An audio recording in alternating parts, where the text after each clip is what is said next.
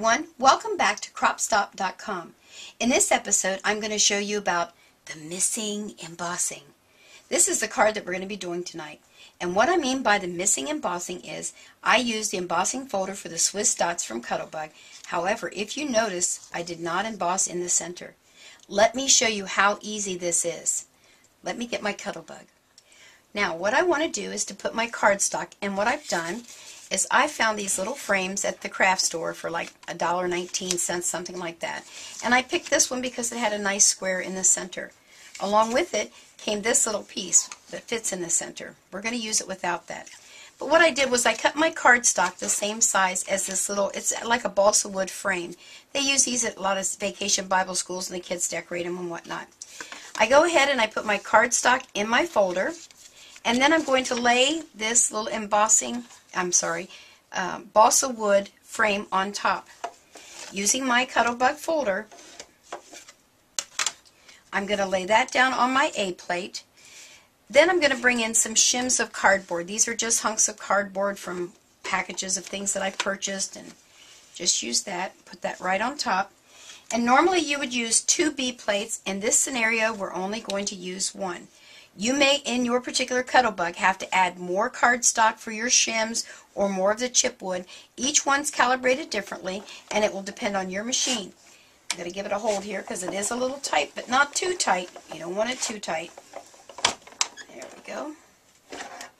Now, let me just move the Cuttlebug out of the way here.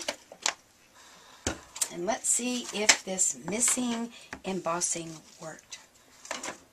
So there's our little balsa wood frame. And then, yes, it worked beautifully. You see I'm all embossed here except right where the opening was. Now let's cut this down and finish our card.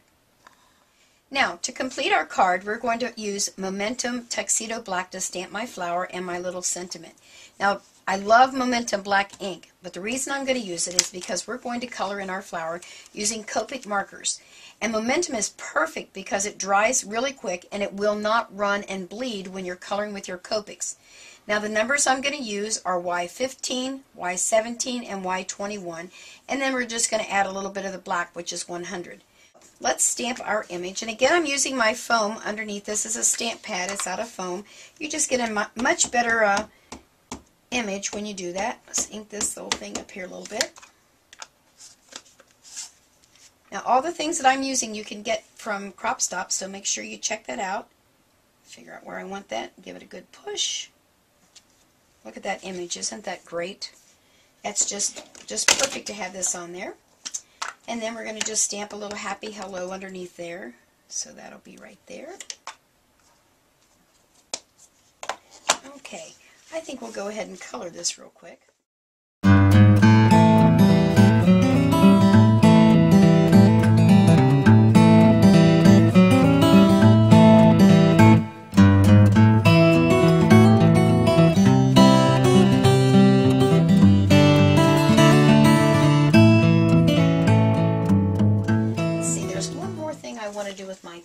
Let me reach over here and grab, if I can find it real quick. I want to show you one more thing. Here we go. This is your 0, which is a blender. There's a misconception about being a blender. It's really not a blender. It kind of removes things. So if I wanted to remove some of this color, I just simply put my marker there and push it back in. I don't know if you can see that real well on camera, but it kind of moves the color in. If I let that dry for a few minutes and come back, I can do that again, and that will go right back to this color of the cardstock.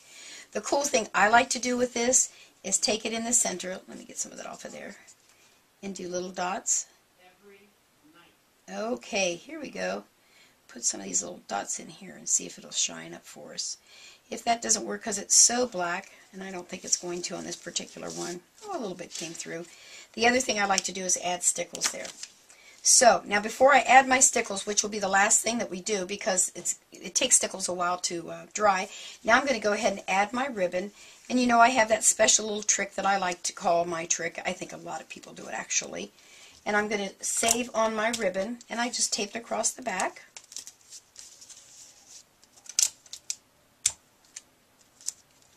Let me grab my scissors here. I need to trim that off just a little bit. Made it a little bit longer than I thought I did.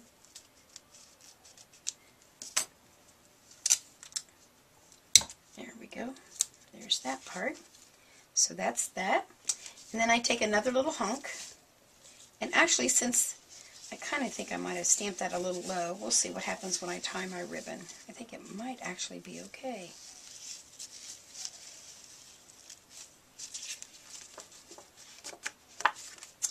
There we go.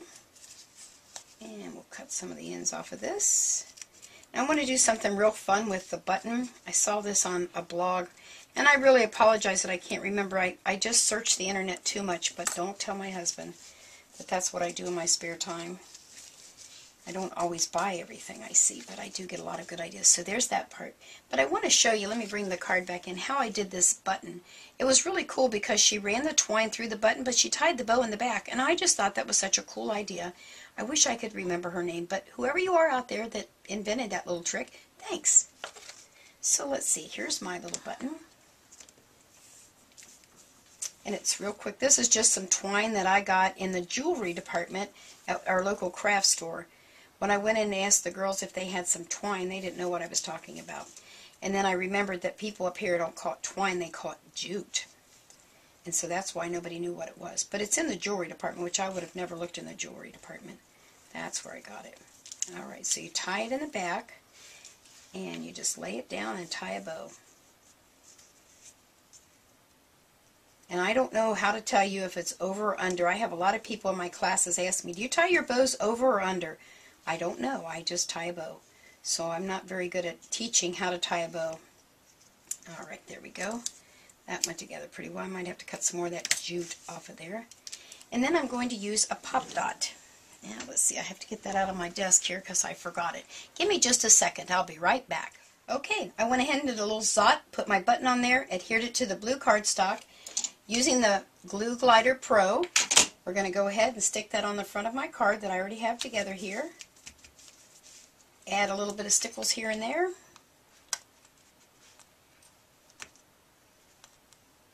And we have a card. Now I do my stickles a little different. I kind of rub mine around to get a good balance looking there. This will take a few minutes to dry, so make sure when you do yours you don't stick it in an envelope right away. And there is our card. We'll straighten that out there. Okay, don't forget, the whole process was the missing emboss. Well, I hope you enjoyed tonight, and check back next week. We'll have more for you. Have a good day. Bye.